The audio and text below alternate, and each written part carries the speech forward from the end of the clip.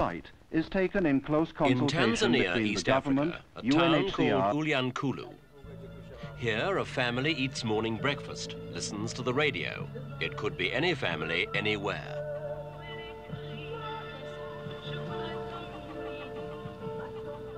But these were refugees, and like refugees everywhere, they too fled their country, scared, sick, hungry, destitute.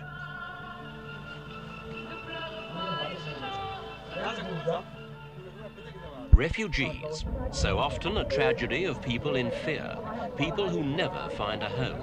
A tragedy we've come to know. It makes the nightly news.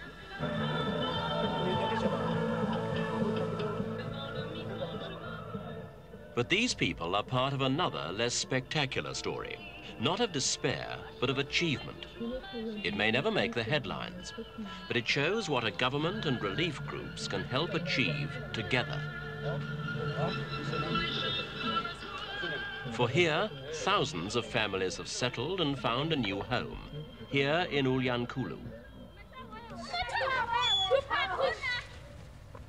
Now their children are growing in safety and peace.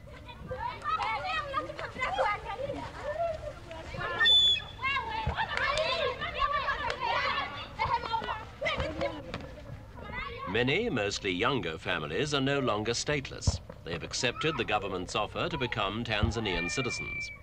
Tanzania has long been underpopulated, its land underworked, and unlike crowded Burundi on its northwest border. Tabora. That's where the Ulyankulu A settlers survey come by from. specialists from different UN through the United Nations High 9 years Commissioner for ago, two Refugees tribes were and fighting the to control Lutheran World Burundi. Federation, There wasn't which room for operates both of them. the Tanganyika So Christian thousands of Refugee refugees Service. fled to Tanzania.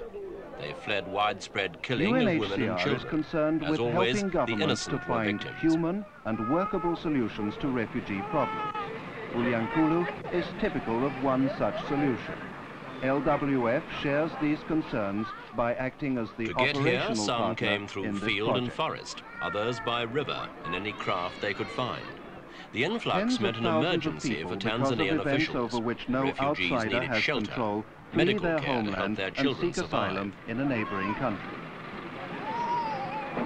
Beyond the immediate need to provide them with shelter, food, clothing, which can only They be received a palliative, blankets, a more clothing, a permanent first solution food must be ration. found that is But the compatible Tanzanian government both with and the aid traditions of agencies hospitality saw they needed and more, good neighborliness. more than emergency help, And it must a be more found permanent fast, solution. so that the refugees So can the as aid soon as workers possible looked for a start site where fending these for themselves refugees and could leading settle a and normal farm, life, just as they'd preferably always done. not in the immediate vicinity of the frontier they have crossed. Fortunately, in this part They of found African agencies Ulyankulu. showed that For the food and refugees cash who crops came to could settle be here, grown there. this deserted region was strange. They didn't like the Availability climate, of an nor the adequate vegetation water supply infested was with a vital tsetse flies. necessity. They feared the wild animals, A the basic unknown. layout was drawn up, taking into account considered a But they minimum left on the which a trucks family that brought can them live and went grow through their own registration. garden produce. For a time, they'd still receive emergency rations, milk and protein, to help fight child malnutrition. But now each family was also Newcomers are given a plot of registered land, upon their so they arrival could at start the building temporary homesteads. The family The plot goal, system is explained to self-reliance, them, and they are with a told that minimum of although aid. the goal is that they should be self-reliant and support themselves, food program. Blankets, And so the settlers began clearing their land, chopping up trees to make frameworks for their new homes.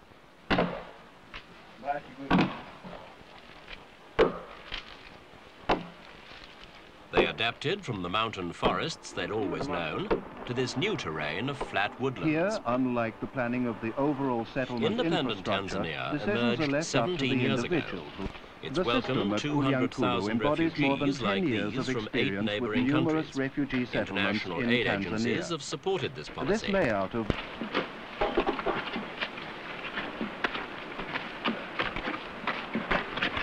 been adapting from the environment Not all the of mountain refugees from Burundi rainforest were where they used to came from hard to manual here work. in a Back terrain of home, flat they'd hired woodlands. other people to do it for them.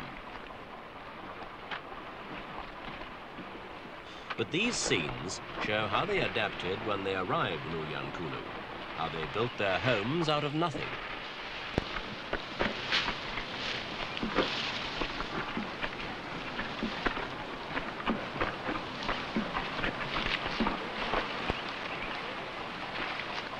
Ulyankulu has not been developed in isolation, but from its conception to its realization, it has been consciously integrated into the regional plan for this area of the country. The refugees have had to make many adjustments. A major one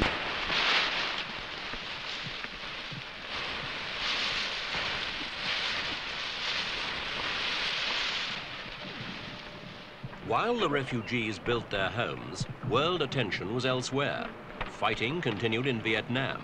Amin expelled Asians from Uganda. And back in Burundi, at least 50,000 people were dying in a genocide. But in Ulyankulu, a quiet revolution.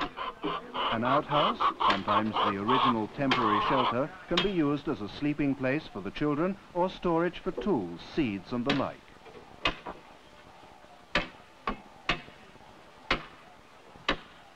The kitchen is outdoors.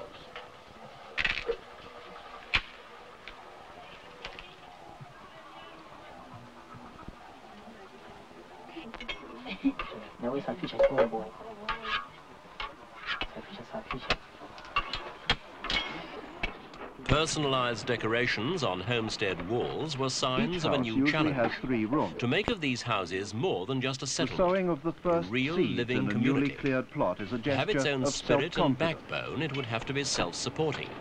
In a country In dependent the on home agriculture, gardens, the new settlers settlers would are have to growing farm their cassava, plots. sweet potatoes and maize Overnight, from seeds or engineers, seedlings issued to carpenters, them. masons suddenly These are became touches farmers. that show a home. The aid agencies gave them seeds to plant, a few To simple diversify tools. the crops, the rest settlement was up management to has them. started a nursery farm.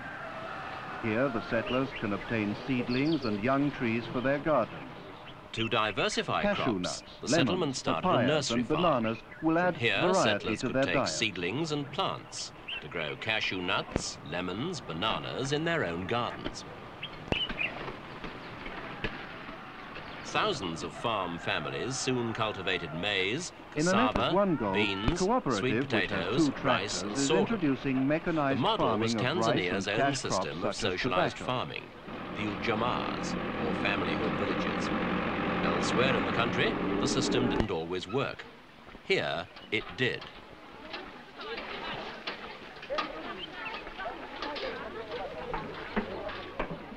This intensive cultivation soon paid off. The settlers could live on what they were growing, and the World Food Programme could phase out its basic diet rations, maize, oil and beans. Although the settlers have been encouraged to dig wells, water is at a premium, As the settlement grew, especially in the the dry residents season. learned how to value water. Make sure to boil it before drinking. All year round, they took it from a river that ran through their land. In the dry season, they drew water from ponds. Because rain here The can be settlers so have rare, also they erected a learned how variety to of build buildings for artificial community ponds to hold it. services and are working They on a learned how water to drill wells that tapped underground sources. And All as they these learned, they began to find roots on Tanzanian soil. After a 6-month growing season, the new settlers will be eating at least some of their own produce, permitting a gradual phasing out of the World Food Programme rations of maize, Some oil work and on beans, water which have projects been was their main large diet. scale. Here, a water catchment dam. Here, an irrigation canal. But if individual For self-sufficiency... as the growth of agriculture buttressed the community, the town that was emerging needed utilities and services. Officials had planned a network of roads and community buildings. In their time off from farming, the settlers helped build them. projects can be undertaken whenever settlers have free time from working They on their never own abandoned homesteads. Self-reliance. They even made the bricks To themselves. assisting the That refugees way, to they become used local materially material self-sufficient, and saved money. attention has also been And given yet, to for all these education. activities, the settlers were paid. A cash economy had started. Education was an even more urgent need to bind the settlement Temporary into a community. schools built by the So settlers along and with the using dams and refugee bridges, teachers are schools gradually sprang being up. replaced by permanent Parents schools. worked The voluntarily to process is build these temporary labour-intensive structures. and the product But is they were vital to the inexpensive. sense of togetherness that Ulyankulu had come to represent. And many teachers came from among the refugees themselves. Education was free. The need for so health was care, healthcare. on the other hand, was Clinics immediate, built and and a health staffed centre for and 4 settlers dispensaries underlined just located how at strategic permanent points in the Ulyankulu settlement would be. have been built and No longer staffed by the emergency authorities relief here, to the same but standards preventive as in the care. rest of the area. Health workers stressed long-term health education. They cater to an average of 25,000 patients a month. More difficult cases are evacuated to the government hospital the Tanzanian government, 75 the UN kilometers High away. Commission for Refugees, Christian relief groups, they saw the settlement grow quickly. From 35,000 people in the first year to twice that number 3 years later. It soon became the 4th largest town in Tanzania.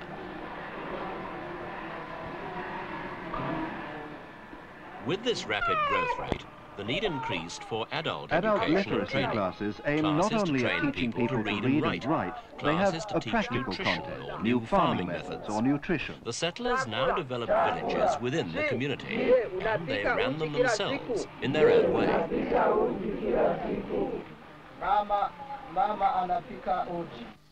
And so a community has grown where there was none before. Most residents are integrated with the native population, but some settlers, mostly the older ones, still wish to stay Burundi citizens. One day, they hope to return to their homeland. Merakani Mandalanga is one such man.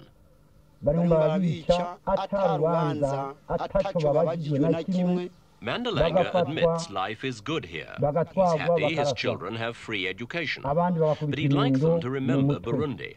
When they're not at school, he tells them of their homeland's history, its heritage. For Mandalanga, Ulyankulu is a temporary haven. Back over the border is home. But settlers do look back on their achievement, turning this barren woodland into this. And knowing that achievement, many now hope to spend their lives here. For today, Ulyankulu has taken its place in the national economy. The goal of self-reliance has been met. Despite low rainfall, the people of Ulyankulu today grow more than they can eat. Now they can sell the surplus and use the money how they wish.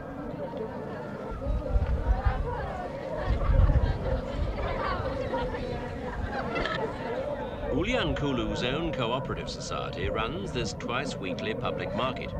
It's here the settlers can exchange their own produce for consumer goods, or simply buy what they need.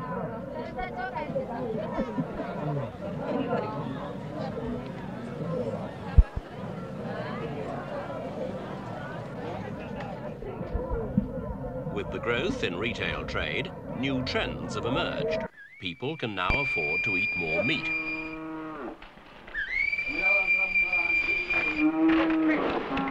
Livestock is now a part of farm activity, another sector in Ulyankulu's co-op organization. The whole community owns this beef herd. And this pig house is part of a breeding program, so individual settlers will have their own livestock on their own land. For Tanzania, this kind of farm productivity is a vital contribution. A breeding program aims at providing individual settlers with cattle, pigs and chickens. And various shops have also been started is now a by the model for refugee integration policies everywhere. These people make their own clothes. Their cooperative ranges from bicycle repair to poultry keeping. They can be blacksmiths or butchers. They can and mill at the same time they're developing the feeling of belonging to a community which they themselves can soon run without outside help. Ulyankulu is now a community like any other, with its own post office and even its own hotel to accommodate those who come to visit the project. Today, the children of the first settlers learn in newly built permanent school buildings. They can look to the future with confidence. Today, the aid groups have pulled out of Ulyankulu. They helped make all this possible. Now they're no longer needed. The government still has community workers on its payroll, but now all the town's services, like this school, are open to neighboring Tanzanians.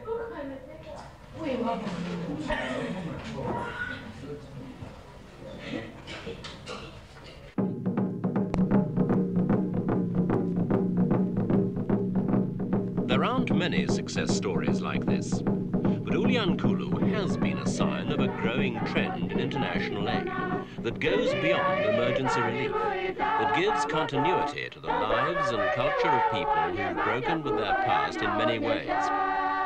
Here, a sense of community, a sense of belonging, a new home.